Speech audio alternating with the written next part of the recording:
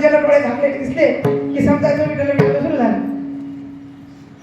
चरित्र संतांचं चरित्र असतं, देवाचं चरित्र असतं कथेमध्ये. ती ऐकायच्या कथा, त्या कथेमध्ये ऐकून काय होतंय आपल्याला की आपल्या मनाची दृढता वाढते, विश्वास वाढतो की आपल्याला संतांनी काय सांगितलंय, आपण काय करायचंय. आपण कधी कधी असं लोक म्हणतात ना की देवदेव वेगळं, संसार वेगळा. संसार आणि देवदेव वेगळं नाहीच, एकच आहे. फक्त आपल्याला ते कळालं नाही, याच्यात राहून ते कसं करायचं ते संतांनी सांगितलंय आपल्याला की इथं राहूनच तुम्ही करता. बरं, संसारात राहून जर करायचं नसलं तर आता म्हशीला, कुत्र्याला, मांजराला करता येते का देवदेव? मग हा माणूस जन्म एकच आहे की तिथं तुम्ही देव साध्य करू शकता. हे आपण नेहमी ऐकतो प्रत्येक कीर्तनातून, पण ते कसं करावं हे आपल्या डोक्यामध्ये येत नाही. कारण कथेत कीर्तनात आपण झोपतो. त्याच्यामुळे आपल्याला एकतर आता जे ऐकायला आलेत नाही ते अर्ध्या तर बायका ऐकायला असते सीता काय सांगणार आहे, कशी बोलणार आहे हेच बघायला. त्याचं काय घ्यायचं अभंगातून, त्याच्यापेक्षा लक्ष कशात असणार आहे, कसं बोलती, किती चुकतंय, पहिलंच कीर्तन ऐकायची, कधी बडबड मधून काहीतरी येतंय का. मान्य आहे ते तुम्ही ऐकलं चाललंय, पण त्या निमित्तानं जरी इथं आलात ना धन्यवाद तुमचे, चांगली गोष्ट आहे. पण ऐकण्याचा स्वभाव लावा, कथेमधून ऐका. त्याच्यामध्ये आता भक्त प्रल्हादाची कथा झाली का? नाही, उद्या होईल, तिसऱ्या दिवशी किंवा चौथ्या दिवशी येते.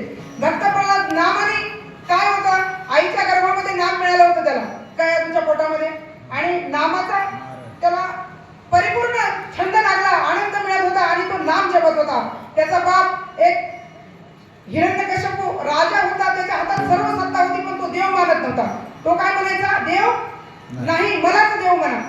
आणि त्याच्या पोटचं देवाने मी त्याच्या घरी अशी कर्तुम अकर्तुम शक्ती आहे ईश्वर. त्याला कुणाचा गर्व कमी करायचा आणि कुणाला कुठं वाढवायचं ते त्याच्याच हातात आहे. त्याने त्याचा पूर्ण गर्व कमी करण्यासाठी त्याच्या स्वतःच्याच पोटाला मुलगा घातला आणि तो असा भक्त घातला की तो रात्रंदिवस नारायण नारायण म्हणायचा. इतका त्रास केला प्रल्हादाचे पिता करी तो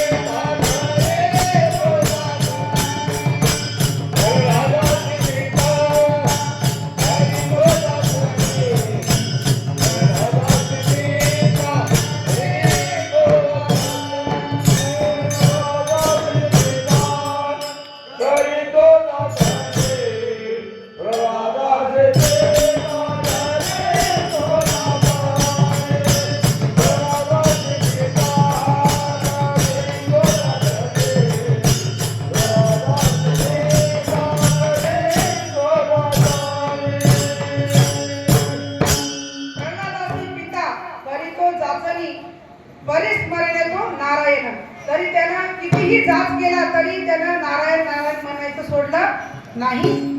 ही पूर्ण कथा आता उद्या परवा येईल तर सगळ्यांनी बाहेर यायचं, कथा ऐकायची आणि याच्यातून प्रल्हादाचा उद्धार करण्यासाठी कोणत्या रूपाने ईश्वर आले हे मी विचारणार आहे तुम्हाला पुढच्या वेळेस आल्यास, तेव्हा मला सांगायचं की कोणता अवतार घेतला त्यांनी प्रल्हादाचं रक्षण करण्यासाठी आणि त्याच्या पित्याला मोक्ष देण्यासाठी कोणता अवतार घेतला देवानी. माहित असलं तर आता सांगा. कशाला रात्रभर झोप यायची नाही, अजून पुन्हा उद्या ऐकायला यावं लागेल, शेताला जायचंय, कामच राहिले, इकडे तिकडे जायचंय. माहित आहे कोण? हा, रावण नरसिंह अवतार. देऊन ऐकायच्या आणि कथा ऐकून काय होतं, आपला दृढभाव वाढतो, आपला विश्वास वाढतो परमार्थावरचा आणि आपला उद्धार होण्यासाठी विश्वास वाढल्यामुळे आपलं चिंतन वाढतं नामाचं आणि अशा ह्या चिंतनातूनच आपला उद्धार होत असतो. तुकाराम महाराज पहिल्याच चरणामध्ये आपल्याला सांगितलं त्यांनी की सदा नाम घोष करू हरिकथा आणि त्याने सदा चित्ता समाधान. कुणाला म्हणले ते चित्ताला समाधान. चित्त कुठं असतं? चित्त आपल्या हृदयात असतं.